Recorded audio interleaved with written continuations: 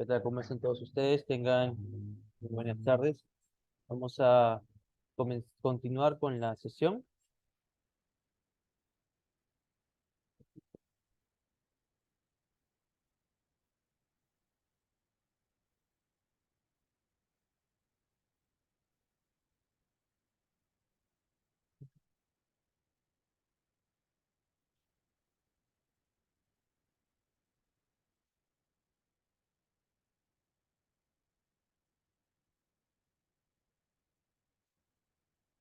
Bueno, ya hemos finalizado las hiponatremias hiposmolares hipovolémicas. Vamos ahora a conocer las hiponatremias hiposmolares euvolémicas. Dentro de estas tenemos a una importantísima que viene a continuación, que viene a ser el síndrome de secreción inapropiada de hormona antidiurética, que como lo habíamos comentado previamente, era uno de los diagnósticos diferenciales de una hiponatremia hiposmolar hipovolémica, que era el síndrome de cerebro-perdorsal. Ya habíamos comentado previamente que en el síndrome de cerebro-perdorsal hay un estado de hipovolemia, generado por un estado de poliuria, ¿no? Hipovolemia y poliuria en este paciente, ¿no? Am, esto es importante porque se da una diferencia en estos hallazgos en comparación al de un SIHAT. En el SIHAT no hay una hipovolemia, hay una euvolemia que en algunos casos, cuando es muy importante el SIHAT, puede llevarnos a una hipervolemia. Pero lo clásico es un SIHAT euvolémico. Y a su vez, el volumen urinario en un SIHAT puede estar normal o puede estar disminuido, ¿no? A diferencia del de un cerebro perdorsal que está aumentado. Entonces, aquí tenemos algunas causas de lo que viene a ser un síndrome de secreción inapropiada de hormona antidiurética. Recuerden ustedes, lo decíamos siempre de broma para que puedan ustedes recordarlo.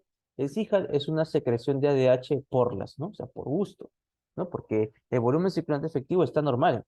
La osmolaridad no está elevada, ¿no? Entonces no hay ningún motivo por el cual se deba de secretar hormona antidiurética, ¿no? No lo amerita. Por eso se llama síndrome de secreción inapropiada, ¿no? Ok, entonces vamos a conocer aquí algunas manifestaciones asociadas a SIHA. Va a ser una euvolemia, o sea, la reabsorción de agua libre que se va a dar al riñón estimulada por las acoporinas tipo 2, que ya lo vimos en el sistema homeostático de sodio en generalidades, va, no va a ser la suficiente como para llevarnos a un estado de hipervolemia. En algunas situaciones puede ser que tengamos un paciente con SIHAT que pueda estar en un estado de hipervolemia, pero lo clásico, lo más frecuente que vamos a ver y lo que se pregunta en las evaluaciones es recordar que es una euvolemia. Ahora, como estamos reabsorbiendo agua libre, como estamos nosotros reabsorbiendo agua libre de la orina, es importante recordar que la osmolaridad va a aumentar, se va a concentrar esta orina. Y otro dato importante, como se reabsorbe agua libre, se concentran también esos moles de la orina. Dentro de estos es sodio. Es por eso que podemos esperar lo que viene a ser una concentración de sodio urinaria superior a 20 mil equivalentes, ¿no? No se olviden, por favor, de ese dato. ¿Qué otro dato podemos revisar? Que como se va a reabsorber agua libre, vamos a identificar que la osmolaridad del plasma y también la concentración de sodio del plasma van a disminuir. Dato importantísimo a tener en consideración. Ahora, para poder hablar de cifras, necesito yo identificar otras causas que puedan, necesito yo descartar otras causas en el paciente que puedan llevarlo a una hiponatremia. Dentro de esta insuficiencia adrenal que hemos discutido, el hipotiroidismo que lo vamos a ver a continuación, y el uso de diuréticos que también ya hemos mencionado, como lo vienen a ser las tiazidas, ¿no? Como lo vienen a ser los diuréticos de ácido, ¿no? Hemos mencionado que las tiazidas más frecuentemente hiponatremia en comparación a los diuréticos de ácido. Bueno, vamos a verificar que el SIHAT va a ser generado, sí, por ciertas patologías, pero también puede ser desencadenado por ciertos medicamentos, y dentro de estos algunos que ya hemos visto previamente que son importantes a recordar. Bueno, dentro de estas patologías, pues puede estar una secreción inapropiada ectópica a través de un cáncer. Muchas veces es el carcinoma broncogénico de células pequeñas, uno de los más preguntados en las evaluaciones tanto nacionales de NAM, de examen de resultado médico, y también en lo que viene a ser evaluaciones internacionales como el STEP1 y lo que viene a ser el MIR, ¿no? Cáncer de células pequeñas, ¿no? Cáncer pulmonar de células pequeñas, produce de manera ectópica hormona antidiurética, ¿no? También llamada vasopresión, y esto puede llevarme a un SIHAT, pero también de una manera todavía no muy dilucidada, los desórdenes, las infecciones pulmonares pueden llevar a una secreción inapropiada de hormona antidiurética. Dentro de eso tenemos las neumonías. sean bacterianas o virales. Es más, pueden ustedes verificar en la literatura, ingresar a PubMed, ¿no? O Scopus e identificar que se han reportado varios reportes de caso, varias series de casos en las cuales se reportaba CIJAT en pacientes que tenían neumonitis por COVID. También se ha reportado en lo que viene a ser los pacientes con tuberculosis, ¿no? Lo que viene a ser una secreción inapropiada de la hormona antidiurética. Tenemos también desórdenes neurológicos que pueden estimular una secreción inapropiada de la hormona antidiurética a través de lo que viene a ser la neurohipófisis, que es la secreción, encefalitis, meningitis, ¿no? Procesos infecciosos, trauma, ¿no? Y lo que vendría a ser también un accidente cerebrovascular, ¿no? Que pueden inducir lo que viene a ser una secreción inapropiada de hormona antidiurética. Bueno, y con relación a los medicamentos, profesor, ya hemos visto varios de estos medicamentos, creo, ¿no? Claro que sí. Los inhibidores de la recaptación de la serotonina, los hemos visto, como la sertralina. Profesor, ¿dónde hemos visto esto? Lo vimos en el síndrome serotoninérgico, que era una patología que nos generaba una hipertermia. Los antidepresivos tricíclicos, que también los habíamos visto en el síndrome serotoninérgico, ¿no? Estos dos medicamentos eran clásicos en el paciente que tenía depresión y que al juntar dos o más de estos medicamentos podía desarrollar un síndrome serotoninérgico y junto con este una hipertermia. Pues aquí podemos ver cómo estos medicamentos también te pueden llevar a un SIHA. Eso viene de esa viñeta entonces clínica. Depresión, síndrome serotoninérgico por consumo de estos antidepresivos, de los antidepresivos, y depresión, consumo de antidepresivos también puede llevar a un SIHA. Otro dato importante viene a ser el siguiente, los diuréticos tesídicos. Los diuréticos tesídicos son medicamentos que pueden también o pueden desencadenarte un SIHA. Y otro medicamento que también ya hemos visto previamente, que lo vimos en hipertermia también, es este neuroléptico clásico que se conoce como el haloperidol, ¿no? El antipsicótico clásico conocido como el haloperidol, el cual habíamos ya revisado que se da en los pacientes con esquizofrenia y podía en un inicio, cuando recién recibe el medicamento, cuando aumenta las dosis, lo que se conoce como un síndrome neuroléptico maligno. Eso es importante también recordar. La carbamazepina es un fármaco que vamos a revisar con más detalle en las siguientes clases. No me equivoco, sí, 14, en la semana 14. Bueno, estos son medicamentos y patologías que pueden llevar un SIHAT. Ahora, este SIHAT, cuando se presenta pues de forma brusca, nos va a llevar a una hiponatremia aguda, una hiponatremia con un tiempo menor a las 48 horas. Y esta hiponatremia aguda, pues puede ser un problema, porque al final recuerden que como disminuye la osmolaridad extracelular, aumenta el flujo de agua hacia el intracelular, ¿no? La ósmosis intracelular, la célula aumenta de tamaño y esto puede darse también en el cerebro, llevándonos a un edema cerebral agudo. Como parte de sus manifestaciones clínicas, pues va a estar manifiesto lo que vendría a ser las convulsiones, que es algo que me preocupa y que nos tendría que orientar nosotros a una corrección rápida de esta hiponatremia por ser una hiponatremia aguda, ¿no? Bueno, aquí para que puedan ustedes revisar lo que viene a ser la secreción ectópica, ¿no? Inapropiada de hormona antidiurética, ¿no? Una neoplasia que está secretando hormona antidiurética. Decimos ectópica porque viene a ser la producción y secreción de hormona antidiurética en una región donde no debería producirse y obviamente secretarse, que viene a ser una neoplasia, ¿no? Cuando una neoplasia, digamos, produce hormonas, ¿no? O estimula la producción de estos anticuerpos, decimos que eso se conoce como un síndrome paraneoplásico, ¿no? Y tenemos, vean ustedes, hormonas que se pueden producir en diferentes tumores. Por ejemplo, podemos ver una secreción ectópica de ACTH que va a hiperestimular lo que viene a ser la región de la fasciculada de la corteza suprarrenal y nos puede llevar a un síndrome de Cushing. O en su defecto, puedo tener una secreción ectópica de un péptido relacionado a la paratormona, un péptido similar a la paratormona y puedo pues estar presentando lo que vendrían a ser las hipercalcemias, ¿no? Hipercalcemias de origen neoplásico, ¿no? Entonces, no se olviden de estas, ¿no? Y recordarlo por el tema del ADH que nos compete el día de hoy. No se olviden de ese dato. Continuamos, vamos a hablar del tema de la polidipsia primaria. En la polidipsia primaria tenemos nosotros a un paciente que consume de manera excesiva líquido, ¿no? Agua, ¿no? Y este ingreso de un fluido hipotónico lo que va a generar es diluir lo que vendría a ser el plasma, disminuye la osmolaridad, disminuye la concentración de sodio plasmática, ¿no? Una polidipsia primaria, que es obviamente un trastorno psiquiátrico. que muy frecuentemente puede estar asociado a los pacientes con esquizofrenia. Ahora, ya hemos visto pacientes con esquizofrenia previamente. Entonces, podemos recapitular. Podemos decir que los pacientes con esquizofrenia reciben antipsicóticos clásicos, neurolépticos clásicos, como es el haloperidol.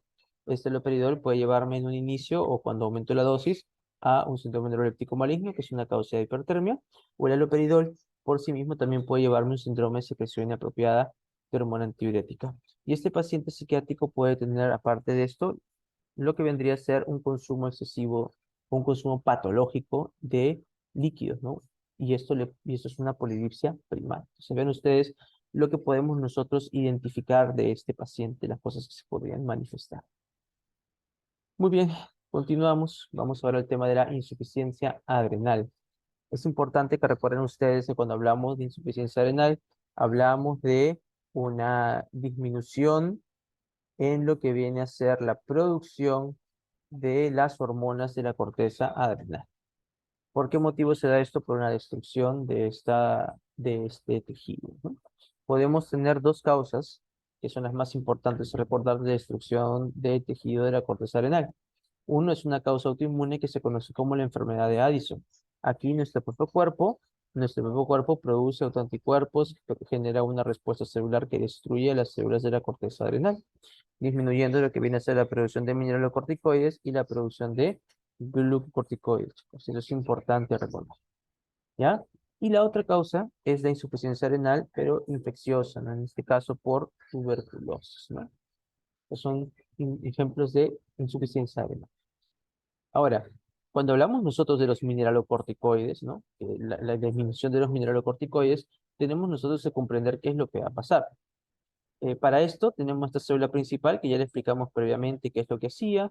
Llegaba aquí la aldosterona, ¿no? Que se liberaba por lo que viene a ser la célula cerebroglomerulosa de la corteza adrenal, de un receptor de mineralocorticoides, se trasloca al núcleo, y en el núcleo iba a generar, iba a ayudar a producir proteínas que nos permitían estabilizar los canales ROMCA y los canales SYNAPT.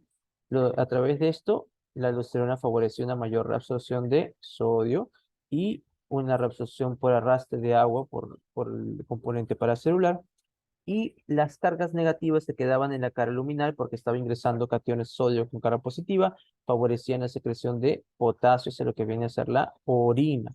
Y esto de aquí nos permitía a nosotros eliminar, disculpe, secretar el potasio, ¿no? Eliminar el potasio y reabsorber el sodio junto con esto agua, ¿no?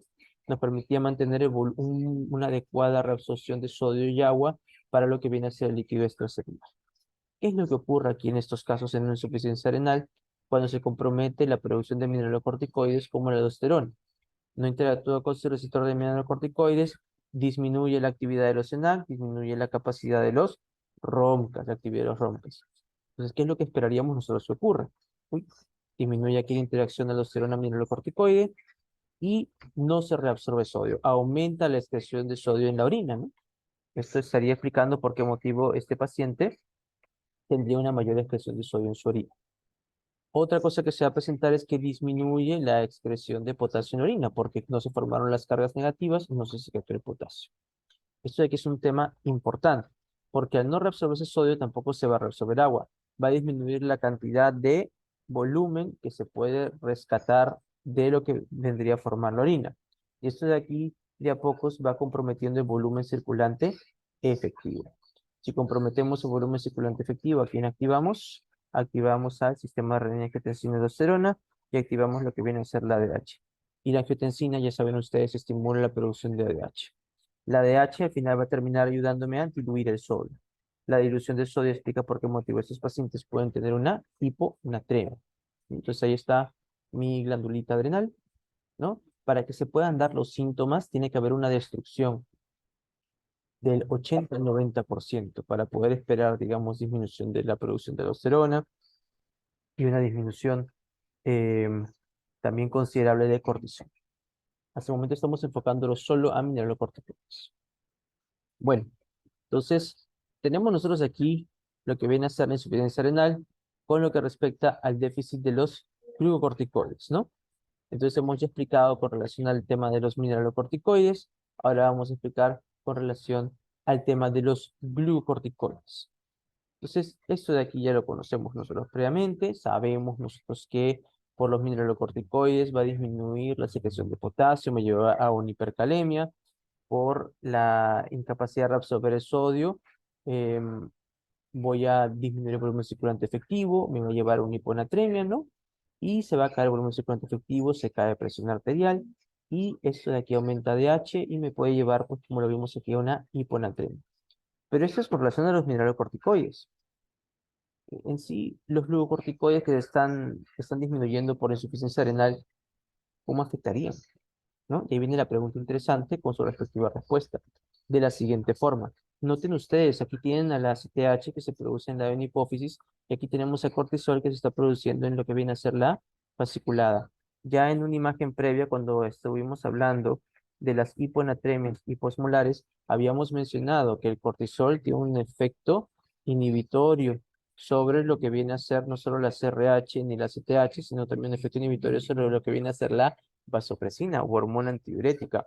Si disminuye el cortisol, va a comenzar a aumentar la secreción de hormona antidiurética. Y de este motivo, y de esta forma es que el cortisol, en la disminución de cortisol per se, me lleva a una elevación de la hormona antidiurética. Y esto es lo que ocurre en una insuficiencia renal. Ya sabemos entonces cómo los mineralocorticoides me pueden llevar a hiponatremia, y sé también ahora cómo los glucocorticoides, la disminución de glucocorticoides me puede llevar también a una hiponatremia. Entonces es doble mecanismo en una insuficiencia renal. De la misma manera, con tuberculosis, ¿sí? Se da un daño, la formación de los granulomas gaseosos a nivel de la corteza, ¿no? Se da el mismo mecanismo, ¿no? Por el déficit de mineralocorticoides. Y el déficit de glucocorticoides, que ahorita lo vamos a ver, es el mismo, ¿no? Estamos disminuyendo la cantidad de células de la fasciculada, disminuye el cortisol, y esto genera una elevación en la hormona antidiurética que aporta aún más a la hiponatremia. Bueno, viene ahora el hipotiroidismo, que es otro tipo de, que es otro tipo de patología que nos puede llevar a una hiponatremia de tipo euvolémica. Hiponatremia hiposmolar euvolémica. ¿Cómo se da esto? Tenemos aquí el corazón. Tenemos aquí los vasos sanguíneos y tenemos el volumen circulante efectivo. En el hipotiroidismo habíamos nosotros comentado que cuando disminuye la hormona tiroidea, disminuye la densidad de receptores de tipo beta 1 en los cardiomiocitos. ¿Esto qué cosa va a generar? Va a generar un cronotropismo negativo. O sea, disminuye lo que viene a ser la frecuencia cardíaca. Por eso tienen bradicardios los hipotiroideos. Y no solo eso, presentan inotropismo negativo. O sea, la fuerza de contracción también disminuye.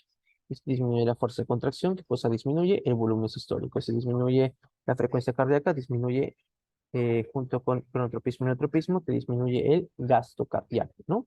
Entonces se cae el gasto cardíaco, se cae el volumen circulante efectivo, y esto va a terminar activando el RAS, esto va a terminar activando la producción de ADH, y ya sé que la angiotensina 2 del RAS termina estimulando también la hormona antidiurética, y en ese mecanismo la teoría propuesta para la hiponatremia en un paciente hipotiroideo, ¿no? Por si acaso.